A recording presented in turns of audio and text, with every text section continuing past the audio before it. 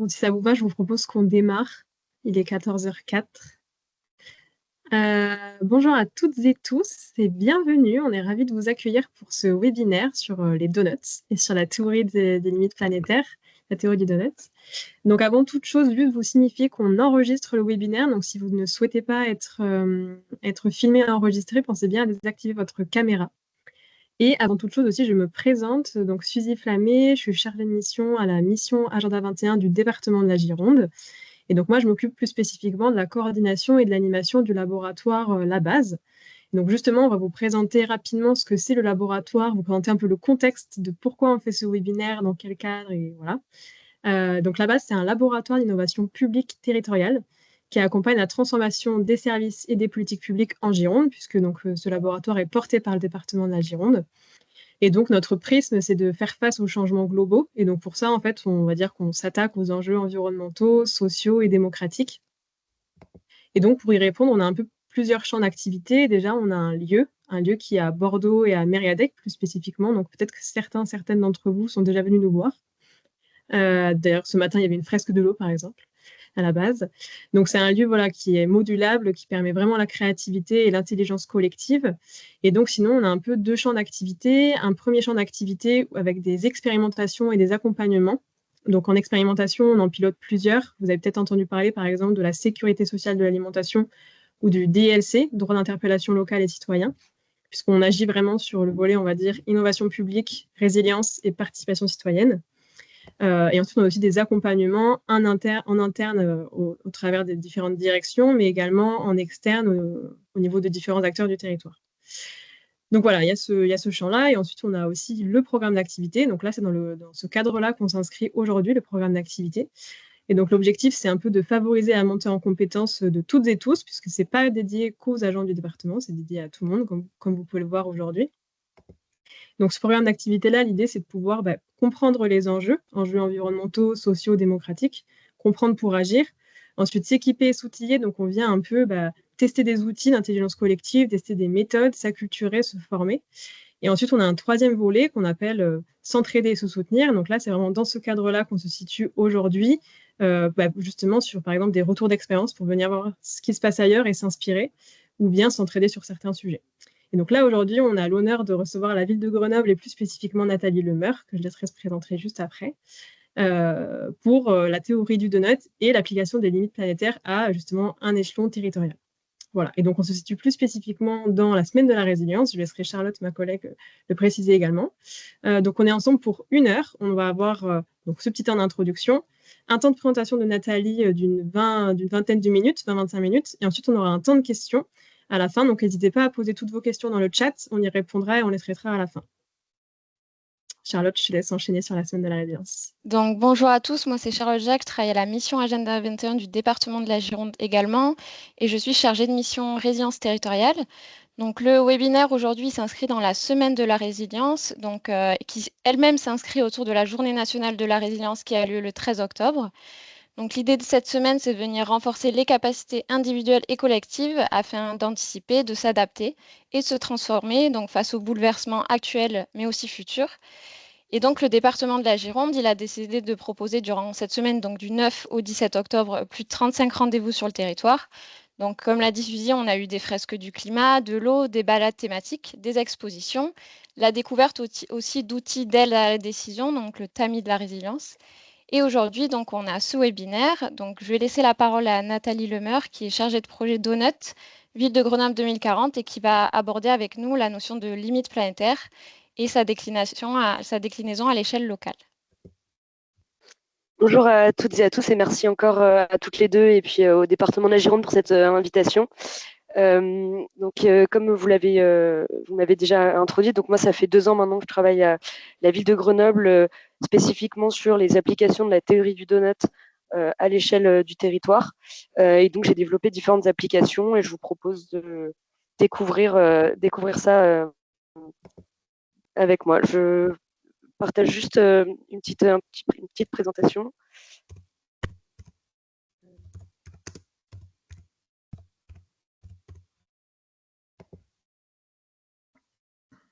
Voilà. 1 minute, pardon. Ok. Est-ce que c'est bon? Alors, pas encore, mais ça devrait arriver, j'imagine. Est-ce que c'est bon à vous? Ok, Ah, c'est bon, ça arrive. super. Par contre, on ne te le voit pas, Nathalie. Je ne sais pas si tu peux avoir la main sur ça. Mais, pourtant, je sais pas, normalement ma caméra est activée, mais bon. Je la désactiverai sinon après. C'est tout bon pour le support? Alors, on a l'affichage et de mon côté, en tout cas, il n'y a rien pour l'instant. Mais Et moi non plus, dans le c'est chat, tout blanc.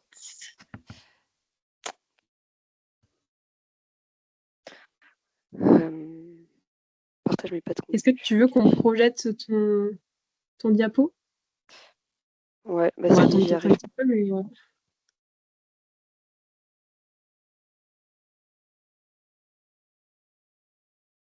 Je réessaye, pardon. Je me dépêche. Je peux commencer déjà sur l'introduction en même temps que j'essaie de faire fonctionner ça.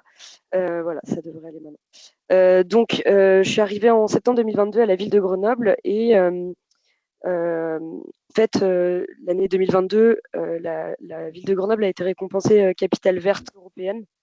Et c'est dans cette dynamique-là que les élus ont voté en conseil municipal le lancement d'une démarche politique Grenoble 2040. Je ne sais pas si vous voyez mon écran maintenant. non, ça fonctionne toujours pas, j'ai l'impression.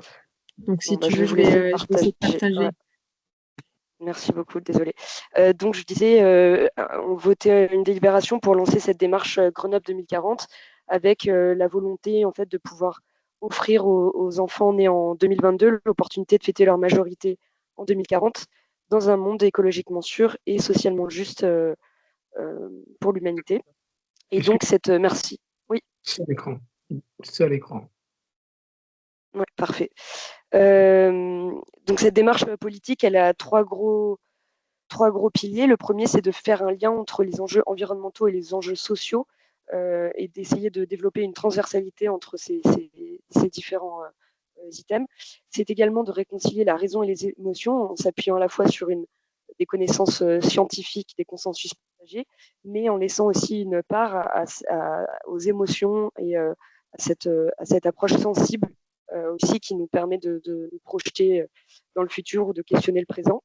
Et puis une dernière dimension qui est de connecter le local et le global, c'est-à-dire considérer à la fois les enjeux qui nous sont propres au vu des aspirations aussi territoriales locales, tout en sans oublier également le fait que nos modes de vie et nos modes de fonctionnement à l'échelle locale peuvent avoir des répercussions et des impacts à une échelle plus globale. Vous avez à l'écran 4 illustrations, des petites illustrations qu'on a sorties notamment voilà, pour questionner les gens et si demain le plastique n'existait plus et si demain nos enfants apprenaient de la nature. Vous aurez accès à la présentation, elle sera envoyée et je veux bien passer à la slide suivante, s'il vous plaît. Et donc cette démarche Grenoble 2040, merci. Un des outils qui est mobilisé, c'est la théorie du donut. Donc la théorie du donut, peut-être certaines connaissent. C'est brièvement un concept économique donc, qui a été proposé par Kate Raworth entre 2012 et 2017, alors qu'elle travaillait chez Oxfam, pour proposer une nouvelle manière de considérer l'économie au XXIe siècle. Je vous invite à lire son livre pour ceux et celles qui souhaiteraient creuser le sujet. C'est une théorie donc pourquoi le donut? Le donut, c'est donc une théorie qui s'appuie sur deux grands référentiels. Le premier, c'est les sciences de la Terre et notamment les 9 limites planétaires, donc qui ont été établies par Stockholm Resilience Center et puis différents groupes de scientifiques, notamment Rockström, Stephen, etc., depuis 2015, avec des mises à jour régulières qui permettent notamment d'observer des grands processus biogéochimiques qui régulent aujourd'hui, enfin qui procurent aujourd'hui ces conditions d'habitabilité de la Terre, donc notamment pour les humains. C'est des grands processus donc comme le changement climatique, la biodiversité, l'usage des sols, les questions de pollution de l'air, de pollution chimique. Donc on a à la fois ce qui caractérise les ressources finies de la planète, l'eau douce par exemple, ou la biodiversité. Et puis on a d'autres processus qui vont être liés directement aux activités humaines, qui viennent percuter ces ressources ou cet état des écosystèmes et qui donc menacent leur fonctionnement normal et peuvent provoquer, quand on atteint certains seuils qui sont fixés mais qui restent imprévisibles et surtout irréversibles, des seuils à partir desquels c'est ce qu'on appelle des points de bascule, où on ne sait pas comment après les écosystèmes peuvent réagir. Donc c'est le cas par exemple du changement climatique qui va venir impacter différents enjeux, l'érosion de la biodiversité, la raréfaction des ressources en eau douce également. On a également l'acidification des océans qui est directement liée à nos émissions de gaz à effet de serre, la perturbation des cycles du phosphore et de l'azote, donc des éléments naturels présents dans le sol qui vont être déstabilisés par toute l'activité, notamment agricole et alimentaire, qui va surenrichir les sols en engrais et pesticides de synthèse chimique. On a donc, je l'ai cité, pollution de l'air et pollution chimique. Et puis l'érosion de la couche d'ozone, qui est une des limites qui est un petit peu particulière. Aujourd'hui, il y a 6 limites planétaires dépassées, une 7e, l'acidification des océans, qui est en passe de l'être. Et puis sur l'érosion de la couche d'ozone, c'est un des rares exemples où, depuis 1975, on a eu des différents accords internationaux qui ont permis d'interdire les gaz fluorés qui étaient à l'origine de cette érosion de la couche d'ozone. Donc, on a une reformation de la couche d'ozone sur les 30 dernières années. Bon, aujourd'hui, c'est une limite qui est quand même suivie de près, puisqu'il y a d'autres gaz qui ont été développés qui peuvent aussi faire repartir en sens inverse, si je puis dire. Donc voilà, ce référentiel des limites planétaires qui vont, dans la théorie du donut, constituer le plafond environnemental. Donc c'est le bord extérieur du donut que vous voyez en bas à droite sur le schéma. Et au-delà de ce plafond environnemental, on considère qu'on exerce une dégradation critique de la planète. Donc c'est les processus que je viens d'expliquer. Et puis dans ce donut, vous voyez qu'il y a également un rond central inférieur, là, qui est le plancher social, qui, lui, est composé de 16 objectifs sociaux qui sont en fait des besoins fondamentaux pour le bien-être humain. Ces 16 besoins fondamentaux sont directement issus des objectifs de développement durable que l'ONU a établis en 2015 et que vous voyez également à l'écran. Alors pourquoi on n'a pas repris directement les 17 objectifs de développement durable? C'est que dans la théorie du donut, en fait, Keith Raworth s'appuie son concept autour de 7 grands principes, dont l'établissement d'une société qui soit à la fois régénérative et redistributive. Et elle prône notamment dans l'un de ses principes clés, donc il y en a 7 dans la théorie du donut, d'être agnostique en matière de croissance, c'est-à-dire de ne pas prôner à tout va la croissance, mais plutôt d'essayer de considérer les différents pays, les différentes économies, et de voir quel serait le développement plutôt que la croissance la plus appropriée pour respecter ces limites finies de la planète, tout en assurant à l'ensemble de la population la satisfaction de ses besoins fondamentaux. Donc ça, c'est un peu plus pour le cadre théorique de la théorie du donut.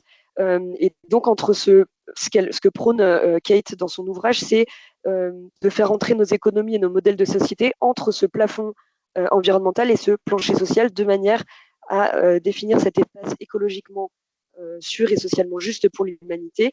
Donc c'est un espace au sein duquel, en théorie, chaque être humain sur Terre devrait pouvoir subvenir à ses besoins dans les limites de la planète, en respectant les limites planétaires. C'est une théorie qui est volontairement anthropocentrée, puisque l'enjeu de respecter ces limites planétaires, c'est de pouvoir garantir l'habitabilité pour les êtres humains. Après, le vivant, de manière générale, faune, flore, etc., est totalement pris en compte dans l'aspect des limites planétaires. Mais voilà, j'ai souvent cette question, donc c'est une théorie qui vise vraiment le modèle économique de nos sociétés humaines. Et je veux bien la slide suivante, s'il vous plaît. Donc, je vous disais que moi, quand je suis arrivée à la ville de Grenoble il y a maintenant 2 ans, la première commande politique que j'ai eue, c'était de développer ce qu'on appelle un portrait donut de territoire. Donc, c'est un diagnostic à 360 degrés, à un instant T, une vision, un état des lieux du territoire sur les différents enjeux. On parle de dimension environnementale et sociale qui composent le donut. Concrètement, il s'agit d'aller chercher des données qui vont permettre d'illustrer, de donner à voir un état des lieux par rapport aux différentes dimensions qui composent le donut. Donc là, vous retrouvez sur le visuel que vous pourrez parcourir et avec également le détail des indicateurs qui ont été choisis. Je n'aurai pas le temps là de tous les détailler, mais je vais faire quand même un petit zoom sur les limites planétaires. Donc, comme vous le voyez à l'écran, en fait, pour chaque dimension, entre 1 et 3 indicateurs pour certains enjeux sociaux ont été sélectionnés. Donc, c'est une vision, ce n'est pas la vision exhaustive et définitive du territoire. C'est vraiment une proposition de lecture. L'intérêt, c'est que ça permet d'avoir un ensemble d'enjeux représentés sur une même illustration.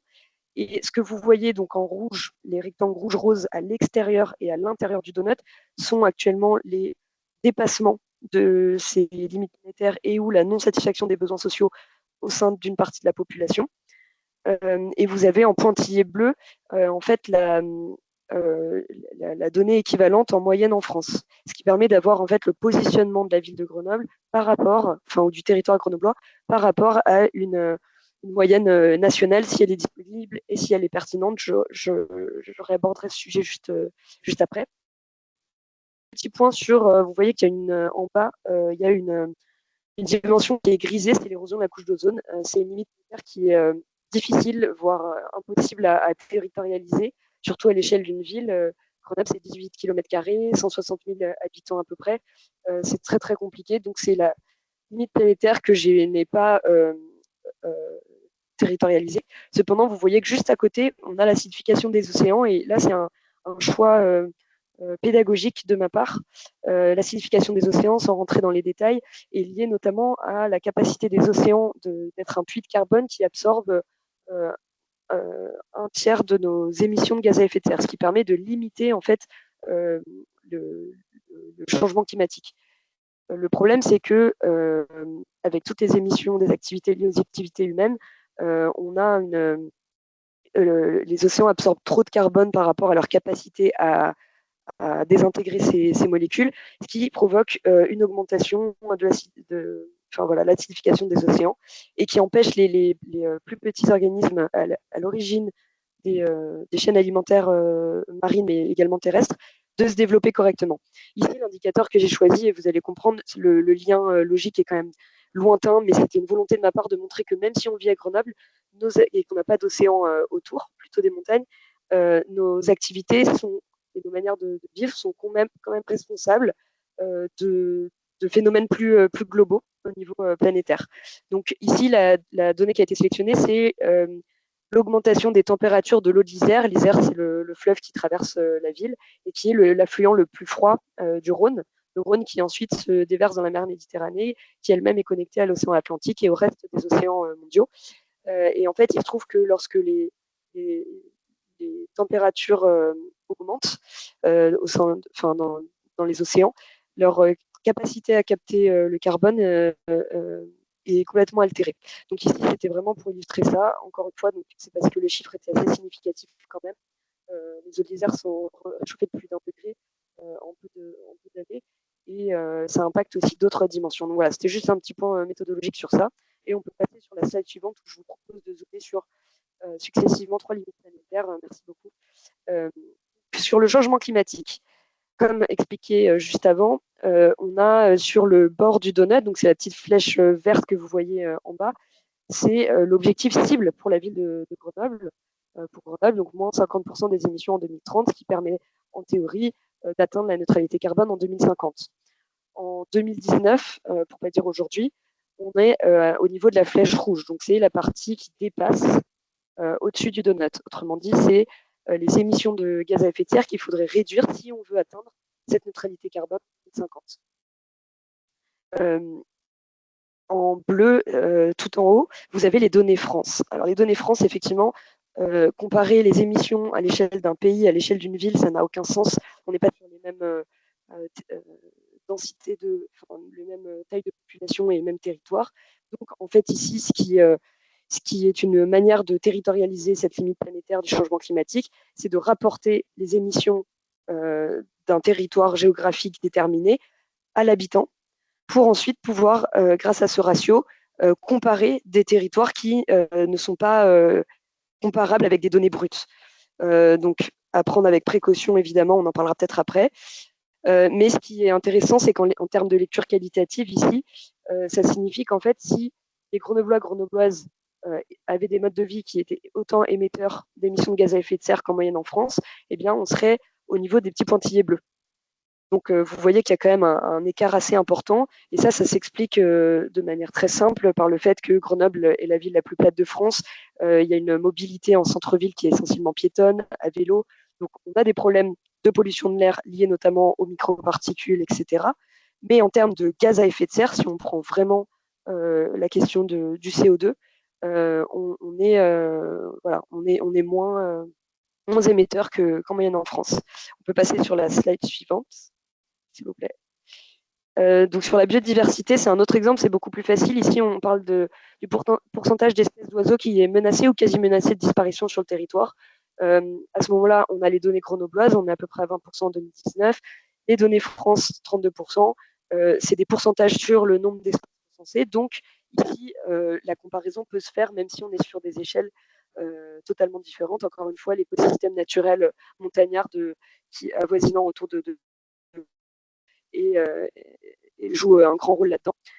On voit que, je ne sais pas si vous voyez que c'est des données Grenoble Métropole, donc c'est des données plus larges puisque à l'échelle d'une ville, c'est très compliqué on ne demande pas les passeports des oiseaux quand ils traversent la ville, la métropole ou le département, donc c'est des données un peu plus larges. Et ici, le seuil choisi, donc on n'a pas vraiment au niveau international de seuil de sécurité pour la biodiversité, si ce n'est qu'aujourd'hui, les espèces disparaissent 10 à 100 fois plus rapidement que les cycles naturels du vivant. Ici, le choix a été fait d'atteindre le 0% d'espèces menacées ou quasi menacées d'extinction le plus rapidement possible. Donc, c'était pour illustrer aussi cette idée d'arbitrage dans les seuils. Et puis, on peut passer à la dernière slide qui est un exemple sur l'énergie. L'énergie ici, donc, on a le même raisonnement que pour le changement climatique. On a notre objectif cible. Là, c'est un objectif politique qui a été fixé à partir des documents plan air énergie climat de la métropole décliné à l'échelle de la ville qui s'est fixé un objectif d'autant plus ambitieux. Et là où on en est aujourd'hui, donc indiqué par la petite flèche rouge, donc ce qui nous reste à réduire en termes de consommation d'énergie finale pour atteindre notre objectif cible politique à 2030. Je vous ai mis tout en bas, vous avez aussi l'énergie qui est également un des enjeux sociaux. Et ici, l'approche est plus en termes de précarité énergétique. C'est juste pour illustrer que le donut, je n'ai pas le temps d'en parler là, mais c'est vraiment essayer de faire ces connexions entre les limites planétaires et les enjeux sociaux. Et puis, on peut passer à la slide suivante, s'il vous plaît. Ensuite, je vous ai mis quelques autres applications, en fait, au-delà du diagnostic de territoire, de la théorie du donut à la ville de Grenoble. Là, vous avez à l'écran une cartographie du plan air, énergie, climat de la ville qui a été mis à jour en 2023. Et en fait, ce que vous voyez, les petites gommettes, c'était simplement pour montrer que ce plan d'action, il est centré sur le changement climatique, la pollution de l'air et les enjeux énergétiques, mais qu'en fait, à travers ces actions, on touche aussi bien à l'alimentation qu'à l'équité sociale, qu'à des aspects de changement culturel liés à nos modes de déplacement, etc. Et donc, c'est une manière de mettre en valeur la diversité stratégique d'un plan. Donc là, c'est une première version, mais on en a fait d'autres un peu plus détaillées, qui permettent aussi d'avoir comme un sommaire et qui traduit aussi de manière visuelle, certes, la transversalité de certains plans qui sont en fait à connecter avec le plan municipal de santé ou d'autres plans et stratégies politiques de la ville. Sur la slide suivante, c'est un projet sur lequel j'ai travaillé cette dernière année, c'était de développer un outil très opérationnel, une grille d'analyse environnementale et sociale qui permette en fait d'analyser la contribution positive ou négative des projets d'investissement de la collectivité aux objectifs politiques, réglementaires, sanitaires fixés, ou alors à l'atteinte de nos seuils environnementaux si on parle des limites planétaires. Donc très rapidement, elle est structurée en 3 axes environnementaux, 3 axes sociaux, et elle prend la forme d'un questionnaire qui est appuyé sur des critères d'impact. Mais sur la slide suivante, je vous ai mis un tout petit peu le détail des 3 axes environnementaux qui permettent de territorialiser les limites planétaires, mais avec une approche très locale. Donc, on va parler de la lutte contre les îlots de chaleur urbains, les indices de canopée, la végétalisation en ville, les questions de production d'énergie renouvelable sur le territoire, la lutte évidemment contre le changement climatique, mais aussi l'usage des sols, les questions d'urbanisme, d'artificialisation, des imperméabilisations des sols, la lutte contre les pollutions des différents milieux, donc eau, air et sol, la gestion de la nature en ville qui inclut également la biodiversité animales, pollinisatrices, etc. Et puis une question plus sur les ressources, donc pour introduire aussi cette notion de flux de matière entrantes, sortantes, de circularité, de traçabilité, d'échelle d'approvisionnement, etc. Et donc, c'est une manière, en fait, où on fait passer des projets au crible de cette grille et qui permettent, en fait, d'avoir les points forts du projet ou au contraire des axes d'amélioration de manière à mieux prendre en compte la diversité des enjeux environnementaux et sociaux proposés dans le donut et notamment les limites planétaires, par exemple. Peut-être très rapidement, la partie de droite avec les deux rectangles verticales vert foncé et vert clair, c'est parce que cette grille, elle s'intéresse à la fois aux axes environnementaux et aux axes sociaux, mais aussi une double lecture verticale, c'est une analyse en double matérialité qui permet de considérer à la fois les impacts inhérents au projet, c'est-à-dire sur les équipes d'agents, agentes ou les prestataires directement impliqués sur la mise en œuvre du projet ou le fonctionnement, et donc d'un côté, et donc les impacts liés directement à l'approvisionnement aux matériaux pour élaborer le projet, qu'aux impacts un peu plus à long terme, un peu plus dézoomés sur les bénéficiaires, la population, les usagers et le territoire de manière plus large. Donc, voilà pour cette application-là. On peut passer à la slide suivante, s'il vous plaît. Je suis désolée, je passe rapidement, mais ça vous donne un petit aperçu. Peut-être une petite prise de recul sur ces 2 ans à la collectivité, et puis cette tentative, en tout cas, d'appliquer la théorie du donut et territorialiser ses limites planétaires à l'échelle de la commune. Je vous ai montré, donc, on est passé du diagnostic qui était davantage un outil de visualisation. C'est la première approche qui a été développée de la théorie du donut pour s'ancrer sur les territoires à l'échelle locale. On a essayé de passer sur un outil un peu plus méta pour voir par rapport à nos enjeux locaux, comment est-ce que les stratégies, les plans politiques d'action publique permettent ou pas d'y répondre, comment, de quelle manière, etc. Et c'était aussi avec cet outil d'analyse de développer une transversalité au sein de nos administrations qui sont très souvent organisées en sites. Donc davantage de connexion entre ces différentes directions, différents services, projets. Puis derrière, évidemment, il y a toujours cette envie d'aller vers des outils d'aide à la décision, d'analyse d'impact, outils de pilotage d'activité. Et donc là, j'ai présenté très brièvement cette grille d'analyse qui fera l'objet d'une publication très prochainement plus détaillée, mais donc qui permet cette fois-ci de descendre carrément à l'échelle d'un projet et de faire des liens entre le politique et le technique pour permettre d'évaluer est-ce que les projets portés par la collectivité, notamment les projets d'investissement, on va les tendre au fonctionnement, mais vont dans le même sens, on va dire, que nos objectifs ou nos seuils scientifiques. Et puis, une partie que je n'ai pas du tout abordée, mais c'est la dimension outil de concertation. Donc, le donut, c'est aussi un très chouette outil pour aborder ces sujets-là dans des démarches d'éducation populaire ou de démocratie participative, pour aussi redonner de la capacité à agir aux citoyens et aux citoyennes et les impliquer. Donc là, ça passe aussi par des approches plus sensibles de moi, habitante de Grenoble au quotidien, comment est-ce que je vis à mon échelle le changement climatique ou des enjeux d'inégalité sociale, etc. Donc c'est aussi assez intéressant. L'objectif plus global et stratégique de cette implantation de la théorie du donut à la ville de Grenoble, c'est aussi de développer un cadre de référence transversal commun, un cadre qui présente beaucoup d'opportunités et d'avantages, comme j'ai pu jusque-là le présenter, mais qui présente aussi d'importantes limites qu'il faut avoir en tête, ou des précautions de lecture, d'usage. Tout d'abord, c'est la dimension évidemment politique. On en parlera peut-être dans les questions juste après, mais le choix des indicateurs est un choix qui est forcément arbitraire. C'est une porte d'entrée sur une dimension qui peut être aussi large que la culture, mais qui ne peut pas illustrer l'ensemble de ces dimensions-là ou de ces champs d'activité. Donc, il y a forcément un biais de sélection des indicateurs. Il y a également, c'est moins le cas pour les limites planétaires, lorsqu'on a des seuils qui ont été définis au niveau planétaire, des seuils de bon fonctionnement.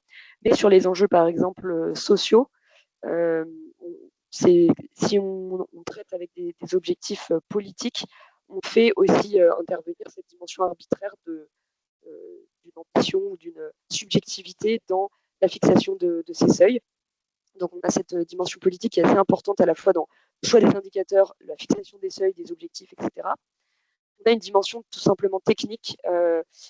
Les limites planétaires, elles portent bien leur nom, elles ont été définies à l'échelle planétaire. Donc, dès lors qu'on essaye de les territorialiser à l'échelle d'un continent, d'un pays ou d'une ville, d'une région, on se heurte à cette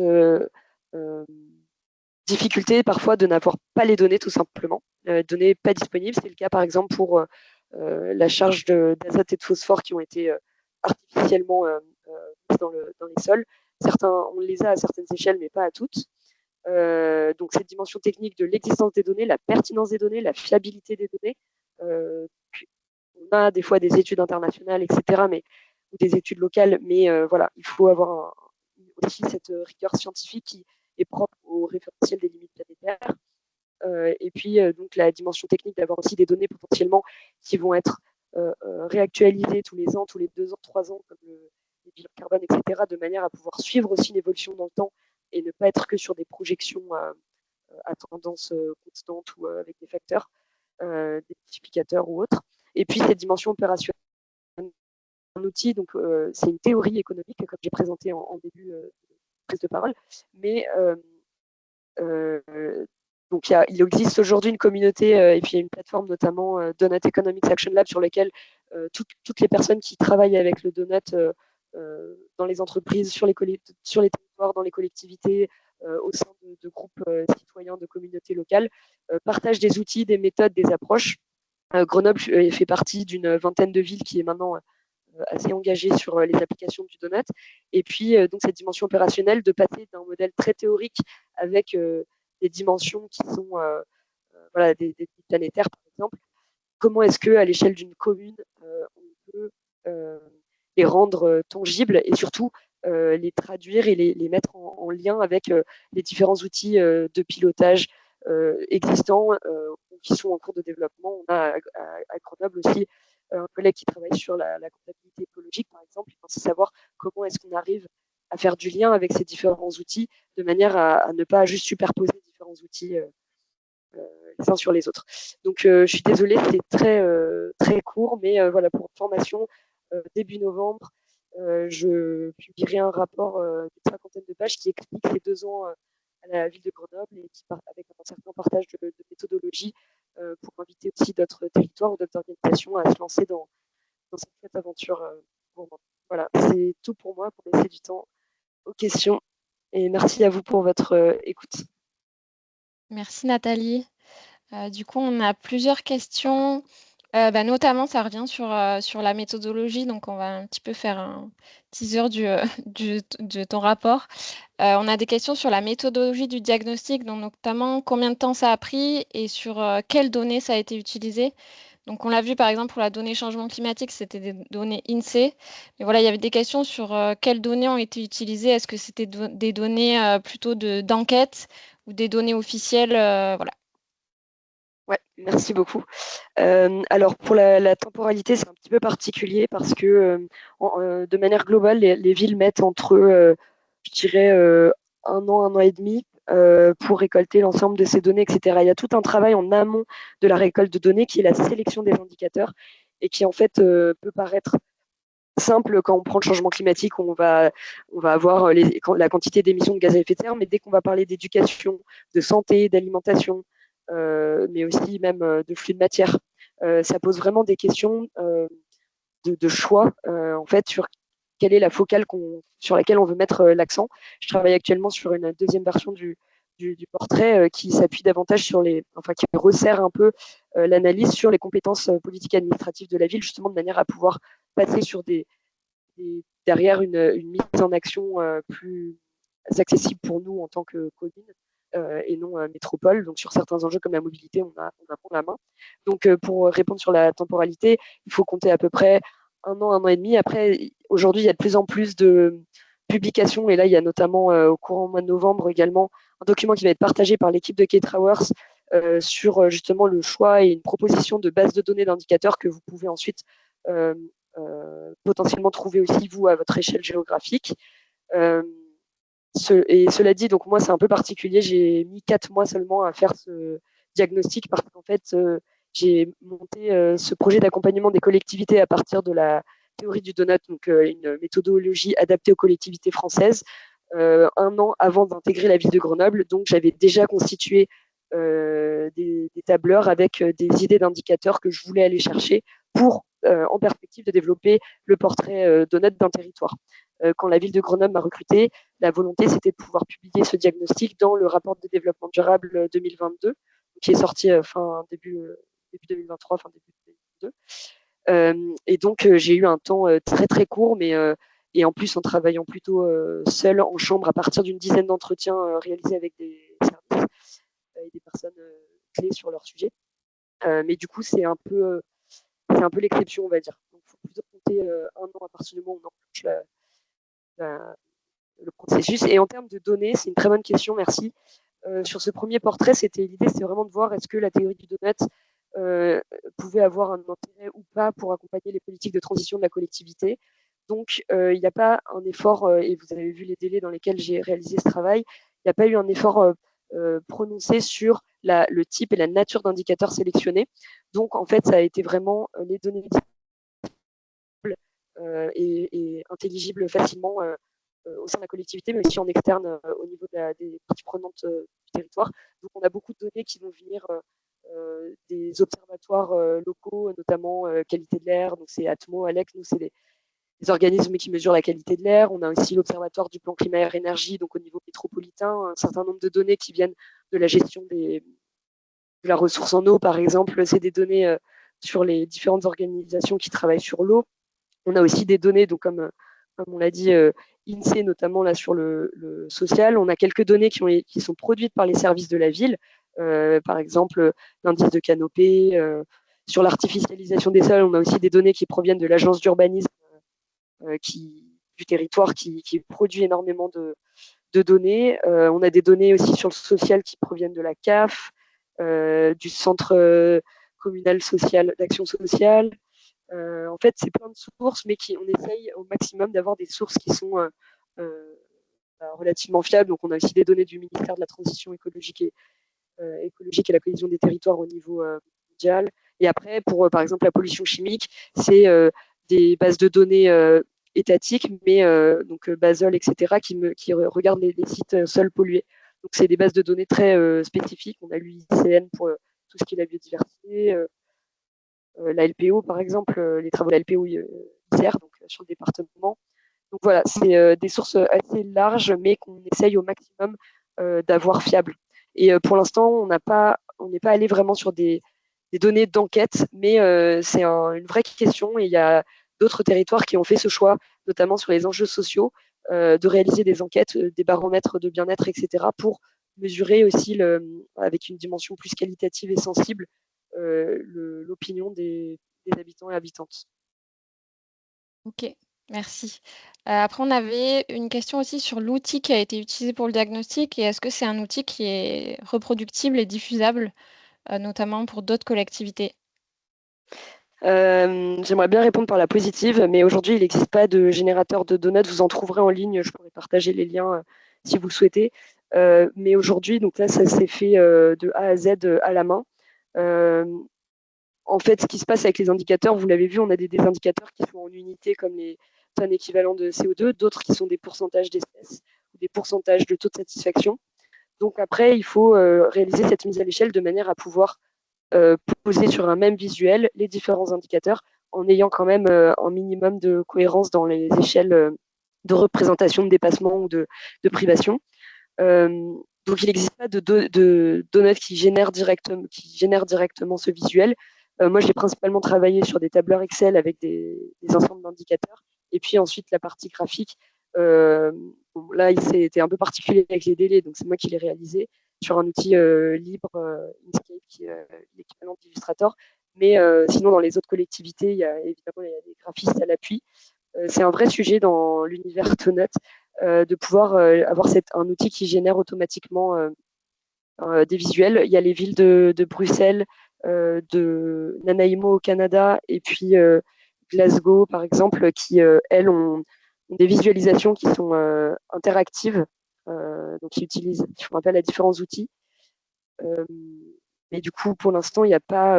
La méthodologie est partagée, évidemment, mais voilà, il faut comprendre la théorie du donut. C'est aussi, ça fait maintenant 3-4 ans, on va dire, il y a quelques villes qui ont commencé avant la crise du Covid, mais sinon, c'est vraiment un champ d'exploration totale Et donc, les villes testent aussi. Et puis, il y a des guides méthodologiques qui sont publiés et remis à jour périodiquement pour justement faire avancer les applications. Et donc, voilà, les outils d'analyse d'impact, par exemple, c'est très récent. C'est un des déploiements les plus récents de la théorie du donut.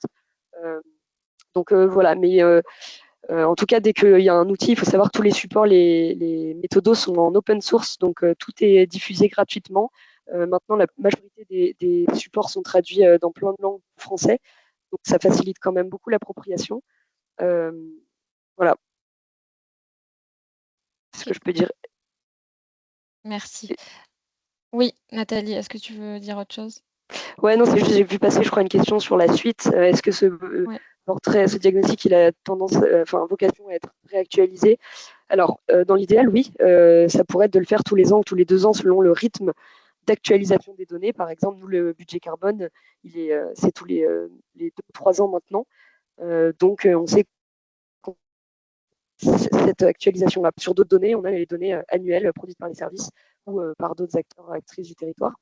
La difficulté sur le visuel que je vous ai montré, c'est que si d'une année sur l'autre, on réduit un tout petit peu, en fait, visuellement, ça ne se verra pas la différence. Il y a aussi cette limite-là à prendre en compte. Si on a accès à un outil informatique un peu plus précis et qui puisse montrer, par exemple, l'évolution des tendances ou partager la donnée brute qui permette de voir qu'effectivement, on a quand même réduit de quelques pourcentages, même si ça ne se voit pas visuellement, ça serait très intéressant de voir effectivement les réactualisations. Moi, la réactualisation que je vais proposer là en 2025, elle va me permettre aussi d'aller beaucoup plus loin dans la sélection des indicateurs et notamment, je vous disais, de faire une distinction entre les indicateurs de pression sur le territoire, les indicateurs de réponse, donc davantage liés avec l'action de la ville, et puis des indicateurs d'état qui sont plus de l'observation territoriale. Je travaille de plus en plus avec les chargés de mission, évaluation, observation du territoire, qui justement ont vocation à développer cette culture au sein de la collectivité, de suivi, de reporting, etc. Et donc l'idée, c'est à terme de pouvoir avoir de faire de ce diagnostic presque un outil de pilotage stratégique, je dirais presque politique, à grande échelle, et puis ensuite de pouvoir descendre en entonnoir vraiment sur l'action de terrain. Donc voilà, ce sera une actualisation. Il y aura des indicateurs qui seront les mêmes, mais avec des données plus récentes et sur certaines dimensions. Donc l'idée, c'est d'avoir davantage d'indicateurs qui reflètent vraiment non seulement les compétences administratives et politiques de la collectivité, mais aussi surtout là où nous avons un levier d'action. Par exemple, sur la mobilité, c'est une compétence métropolitaine. On n'a pas vraiment la main dessus. Par contre, on a développé un projet d'école du vélo pour remettre en selle les personnes pas à l'aise à vélo. Et en parallèle, on a la mobilité des 4000 et quelques agents agentes de la collectivité, sur lesquels là, on peut effectivement avoir des politiques internes RH pour favoriser les mobilités douces, par exemple, mettre à disposition des vélos de service, etc. Donc, en fait, voilà, ça va être aussi de jongler entre là où on a significativement un potentiel impact ou pas en tant que commune. Alors, on a une main levée. Donc, Monsieur Laudoir, si vous voulez prendre la parole. Oui, bonjour. Merci beaucoup pour la présentation. Donc Jean Laudoir, je travaille à la 27e région. On a un petit peu travaillé sur ces sujets d'indicateurs, de compta écologique et de donuts, tout ça. Et moi, je suis intéressé sur la partie un peu pilotage, justement. Je vois que vous le classifiez en quelque sorte comme un outil de diagnostic, mais aussi de pilotage. Et donc, moi, j'aimerais savoir, vous avez peut-être un petit peu répondu juste avant, mais comment est-ce que ce diagnostic du donut est vraiment approprié par les élus, par l'administration? Si c'est le cas, comment? Ou si c'est pas le cas, est-ce que vous prévoyez un dispositif pour que ça puisse redescendre à des niveaux d'arbitrage, en fait? Est-ce que ça sert réellement aujourd'hui à arbitrer des choses? Ou est-ce qu'on sait déjà finalement où est-ce qu'il faut agir? Voilà. Ça, c'est une première question. Et après, peut-être une question sur les données, parce qu'on sait, enfin voilà, même dans d'autres méthodes, que c'est un gros souci, on va dire, un gros sujet. Vous parliez de données qui arrivaient effectivement de bases de données différentes, et j'aimerais savoir comment elles étaient traitées, en fait, comment elles étaient harmonisées, ou comment vous les intégrez? Enfin, j'imagine que toutes les données ont pas les mêmes formes, et donc j'imagine que ça pose des problèmes, et donc j'aimerais bien savoir comment vous avez pu faire ça en si peu de temps, parce que du coup, en 4 mois, je me dis c'est quand même relativement rapide. Voilà, et après je m'interrogeais sur ce que vous disiez peut-être aussi. Effectivement, et l'idée, c'est de refaire un diagnostic donut très régulier, finalement tous les ans ou même tous les 3 ans. Et quel est l'objectif derrière? Est-ce qu'il y a un objectif comment dire, d'embarquement, qui serait visé? Et effectivement, sachant que sur une année ou deux, il y aurait probablement très peu de différence étant donné les catégories et les indicateurs. Voilà. Ok, merci beaucoup pour toutes ces questions. Je vais essayer de répondre du mieux possible. Peut-être pour commencer par la dernière, puisqu'on parlait du portrait, de la réactualisation annuelle ou autre. L'objectif derrière, déjà, c'est notamment au niveau stratégique et politique, de pouvoir, par exemple, sur un mandat ou d'un mandat à l'autre, ou au niveau tout simplement de la direction générale, mais qui peut être en fait pertinente pour n'importe quel agent qui s'interroge, de commencer à tirer les tendances. Si chaque année, donc un exemple, si chaque année on réduit 2% de nos consommations énergétiques dans les bâtiments du foncier immobilier de la collectivité, est-ce qu'on atteint nos objectifs à 2030? Est-ce qu'on est sur la bonne voie? Est-ce qu'il faut repenser certaines stratégies de gestion du foncier immobilier, etc. Donc, l'idée, c'est de pouvoir avoir une avancée dans le temps, et un des avantages, mais vous l'avez bien souligné, du donut, c'est d'avoir une diversité d'enjeux environnementaux et sociaux sur un même visuel. Cependant, effectivement, c'est une entrée, et ça ne se substitue absolument pas à une analyse plus spécifique et plus détaillée par champ d'action ou autre. C'est plus voilà, d'avoir cette vision globale, en fait, cette transversalité.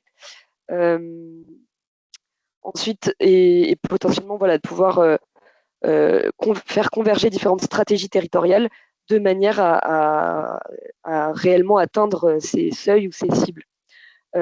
Concernant l'outil de pilotage, en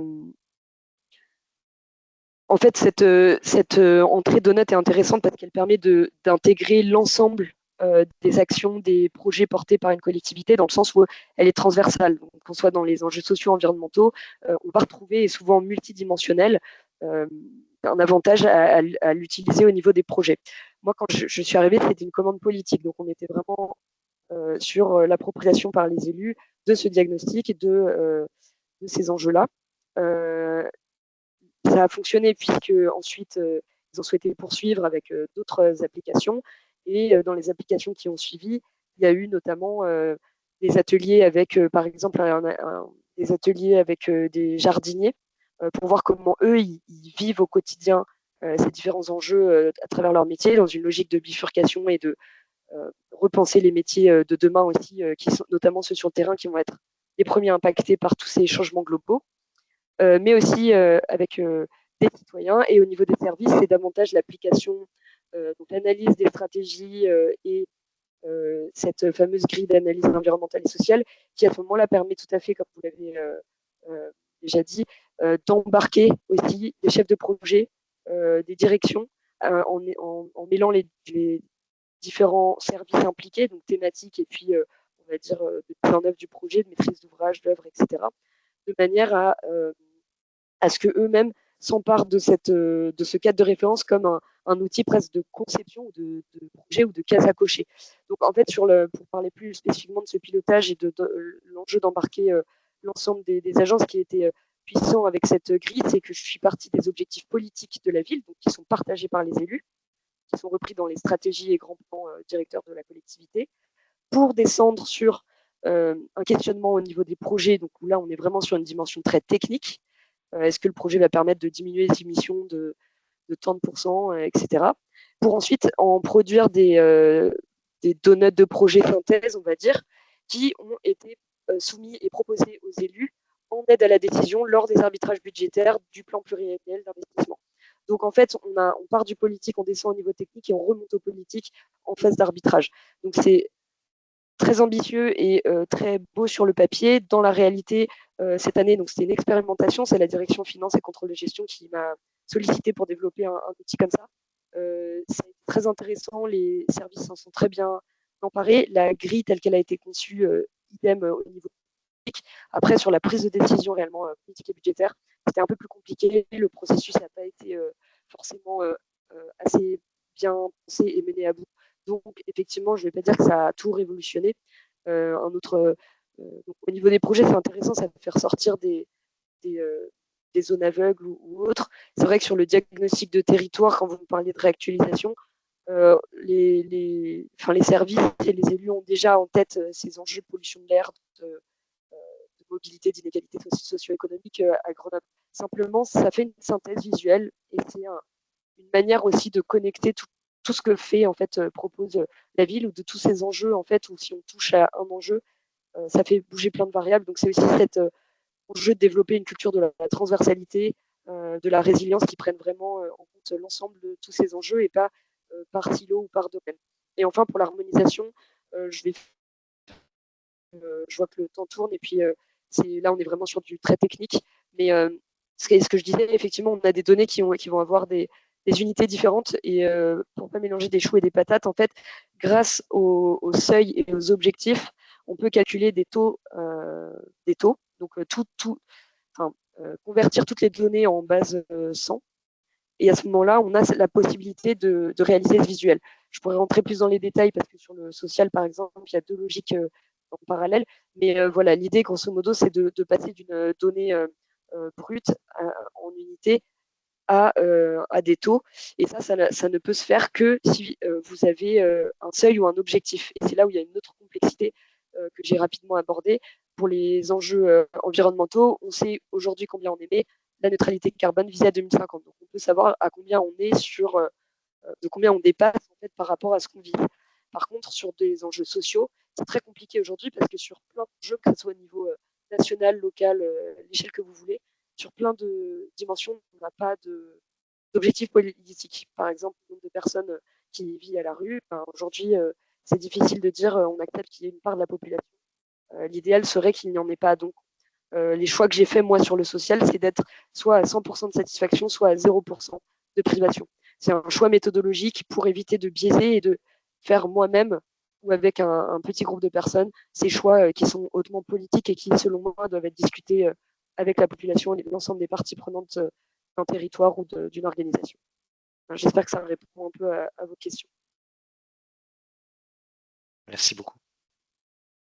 Alors, il nous reste 4 minutes, donc on va faire 2 petites dernières questions. Il y en avait une notamment sur comment ont été choisis les indicateurs du plancher social? Très compliqué, mais très bonne question, merci. Ils ont été sélectionnés déjà lorsqu'on avait des données.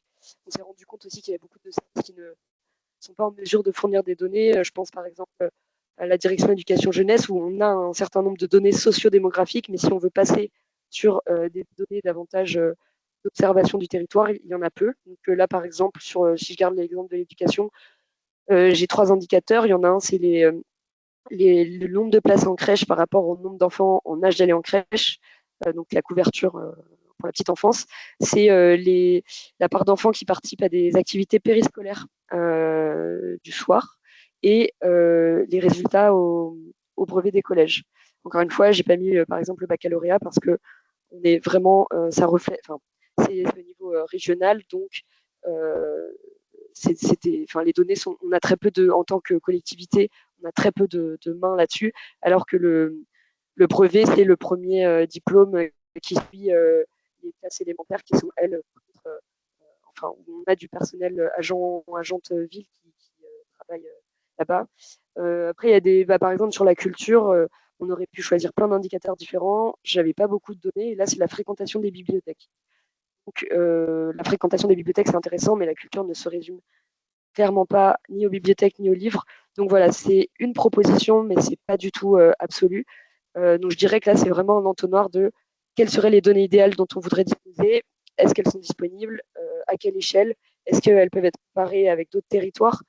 Donc voilà, c'est un travail qui doit être vraiment approfondi et souvent sur le plancher social, on a recours normalement à des ateliers citoyens, notamment pour savoir qu'est-ce qui, pour la population, en fait, est le plus important en termes d'enjeux sociaux.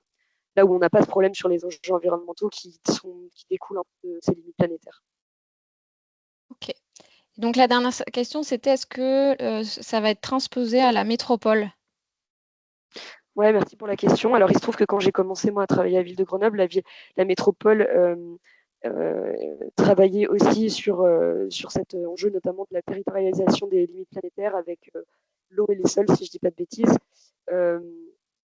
Et puis, sur les enjeux sociaux, eux ont fait le choix, comme d'autres collectivités, de personnaliser les dimensions sociales.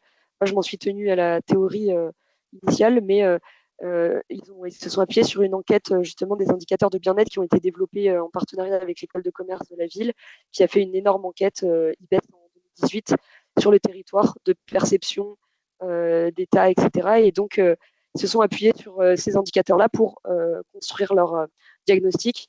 Malheureusement, ils n'ont pas pu aller à terme de leur projet et notamment pas de publication, notamment pour des blocages politiques. C'est peut-être aussi un élément que je n'ai pas souligné, mais l'importance d'avoir un soutien à la fois politique et administratif dans la mise en place de la théorie du donut et de ces outils-là à l'échelle des collectivités, il est primordial parce que c'est vrai que c'est assez complexe et que c'est à la fois complexe et puis ça demande aussi beaucoup d'arbitrage. Si on n'a pas l'aval politique, c'est vraiment beaucoup plus compliqué. Voilà. Après, je ne pourrais pas aller plus en détail sur ce qui se passe en interne à la métropole, mais voilà. En tout cas, j'ai travaillé avec eux.